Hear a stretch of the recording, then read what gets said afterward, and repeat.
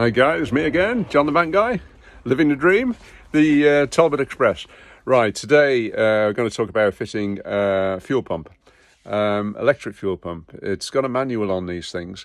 The manual, the diaphragm, one reason or another, as they age, they're not that efficient. Now you've got to take into consideration if you're fitting an electric pump that the electric pumps are pushing pumps in a sense. They don't pull very well, so you've got to allow for that when you're actually fitting a pump. That's one of the things I came unstuck on. I'd forgotten that. Whereas the manual pumps tend to pull and push.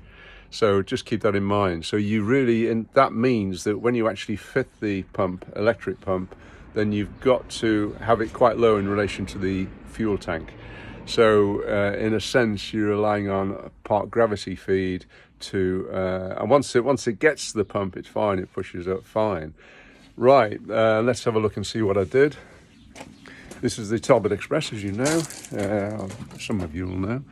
Right, so I fitted it initially wrongly. It looked very nice actually. I fitted it up here initially and connected the live to the to this idler solenoid. Now, obviously that didn't work too well. So, because I'd raised it, I'd had it too high. The fuel pipe comes, you'll find it coming from the fuel tank. This is it.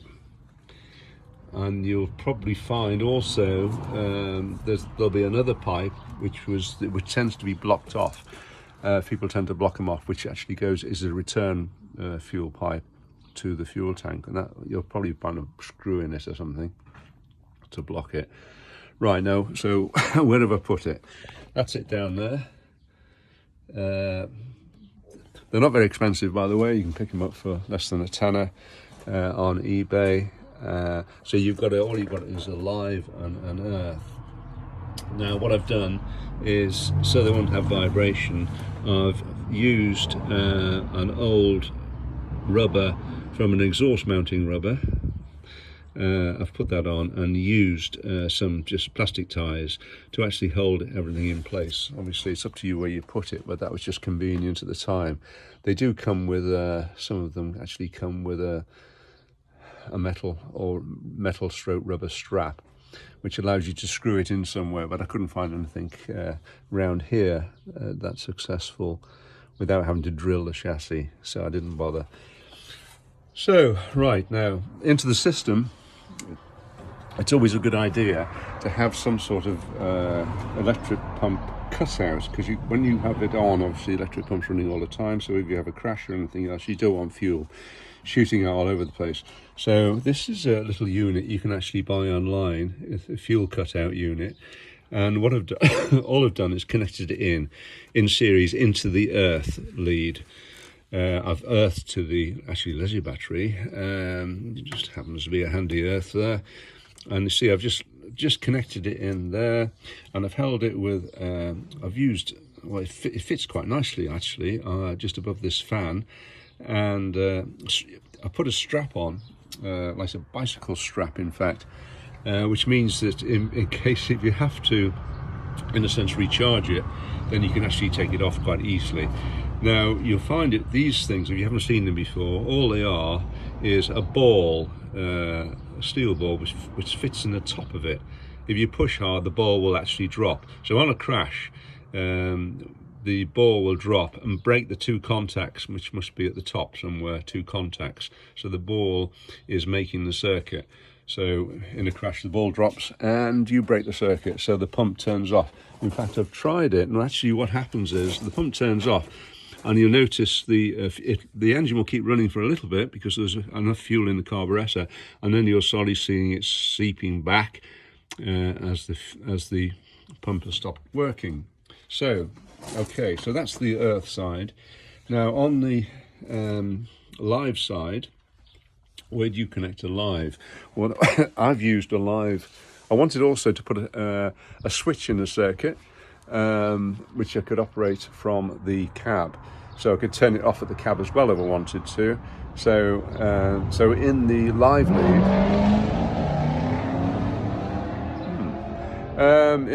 lead, I've actually put a switch as well, which I'll show you. Quite simple. Now, I've got an illuminated switch, which is quite a good idea actually, because then you know the thing's on. Easy to fit up, just 3 contacts. 1 contact to earth, and there's a positive contact. There's the top positive contact. You'll see the little signs on the back of the switch.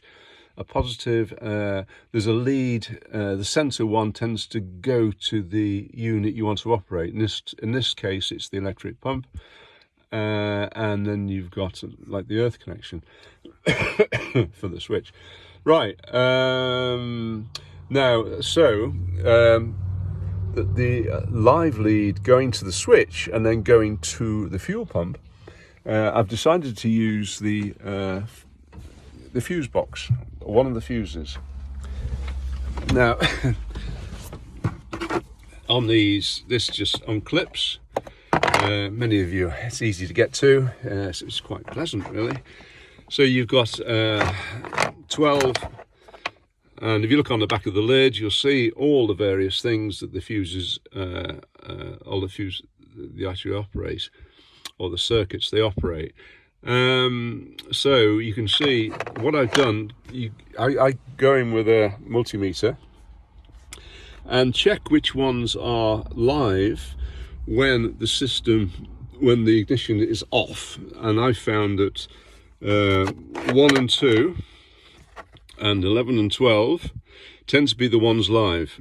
When you turn the ignition on, you don't have to crank the engine or anything, you just turn the ignition on, and you'll find that in this case anyway, I found that 9 and 10 become live. So that's those two. So 9 and 10. So I can use one of those actually to connect in at the back. You just undo those 2 screws and you'll find a spade at the back, a convenient spade probably, or you can adapt one of the existing spades to put a live. So I've put a live from there through to the switch and then through to the pump itself. Now I suppose you could put a relay in there as well, but in this case I haven't bothered. Maybe you might suggest that it's a good idea, but anyway, I put a lead right through. And the whole thing seems to work extremely well. So I turn the ignition on, switch is on. Now that's off, up is off and down is on. I tend to leave that on now.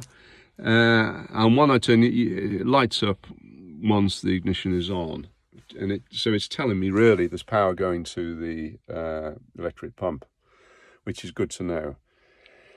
Right, so far so good. The thing seems to work okay, and starts okay. And so I'm going to take it out for a run. I've got an MOT coming up tomorrow, so I'm just going to take it for a bit of a run and see how it performs.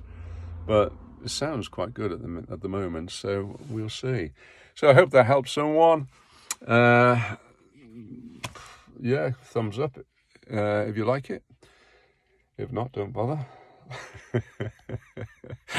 Right, and this is, to be honest, this is a record for me, not just for you. It's just so it helps me to remember actually what I did.